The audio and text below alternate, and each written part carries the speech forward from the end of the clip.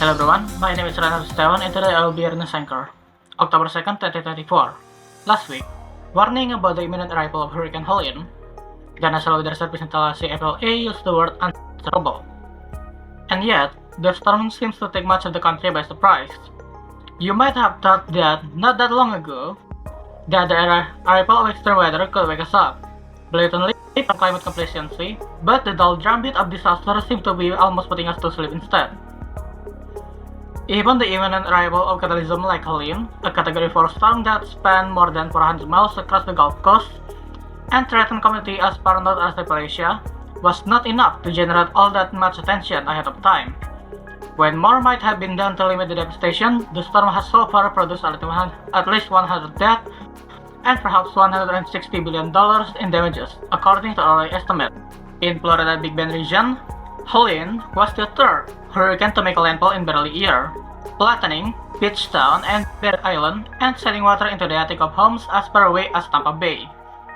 In several states to the north, local from dozens of communities hundreds of miles away from one another while calling the storm or Katrina. Some of them watching whole homes or shiny caskets carry downstream, while others cling to tree branches for hours on end waiting for the floodwater to recede or help to arrive. In Tennessee, there was no emergency declared before hospital patients were evacuated from rooftop by helicopter. And as of Saturday, across western North Carolina, hundreds of vulnerable power substations were slowed down, along with the infrastructure and new power line main to deliver electricity and the vast majority of world supply of high-quality quartz. Unnecessary input for the production of semiconductor.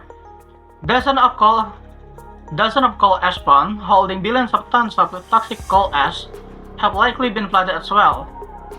Cars and trucks were tossed around like toys.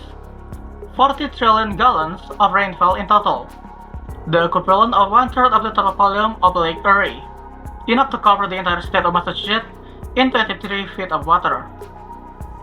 The intense rainfall was made over the last week, perhaps 50% more intense over the part of Georgia and Carolina by global warming. Of the rapid assessment suggested it was perhaps only 20% more intense. Entire town appeared to have been blossomed or pulverized into splinters, and few of those living in the hardest hit area even carried flood insurance. In Asheville, New York City, which sits hundreds of miles away from the coastline and thousands of feet above the sea level, and is now the ground zero of the storm, the National Flood Insurance Program coverage rate was under 1%. Across the country, as many as 6 million more homes are at severe risk of flooding than there are even included in the federal government flood risk map. Michael Thomas pointed out in the aftermath of the storm, across Asheville-Buncombe County, 17 times as many homes has been judged at risk in a 100 years flood event. As great insurance against that risk, Helene was called a 1,000 years flood for certain part of the southeast, though those terms grow less meaningful almost by the day. Another unstable 1,000 year storm had just hit the coastal line of Carolina just a week before. Sometimes, worst-case scenario really do come to pass. The climate scientist Daniel Swain wrote over the weekend on Sunday, and I think we have often lacked the collective imagination to fully envision what that looks like. Americans watching disaster footage from a distance, collapsing bridges and disappearing roads, Asheville submerged in the sludgy brown water of floodwater, wondered how hurricane might produce such devastation, so far from the shore and so high up in the mountains. They used the word unprecedented and unthinkable, and grimly recalled the ranking of so-called climate havens, often produced in partnership with real estate brokers, which name Asheville as top choice for destination over those seeking safety from suggested extreme weather. In conversation and on social media, they suggested, as they had with floods in the Vermont and orange sky in New York last summer, that the lesson of Helene is that nowhere is safe from climate change.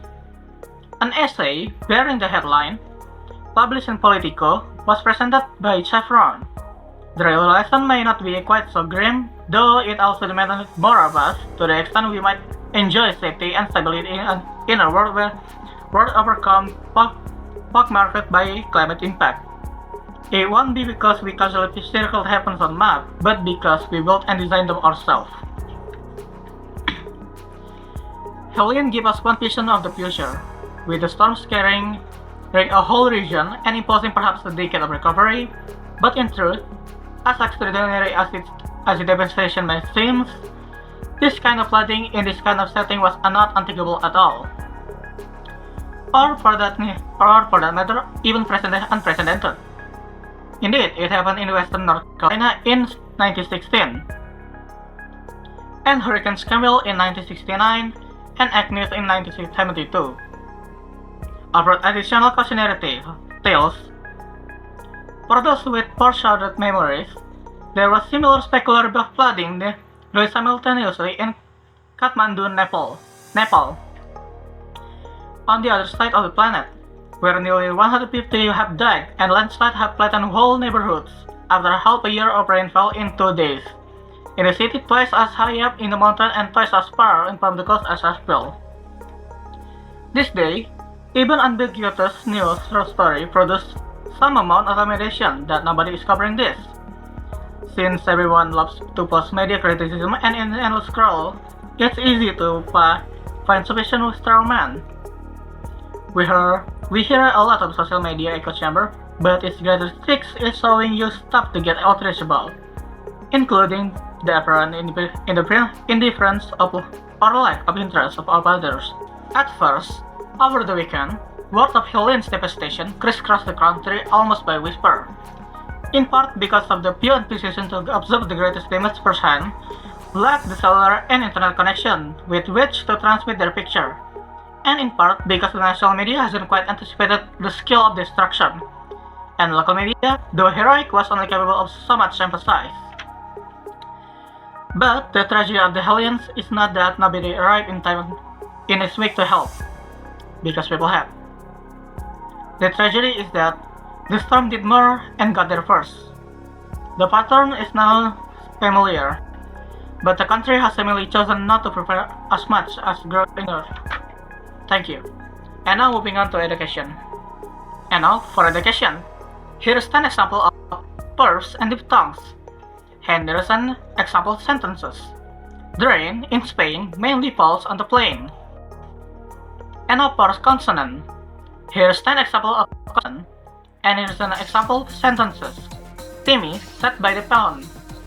Thank you.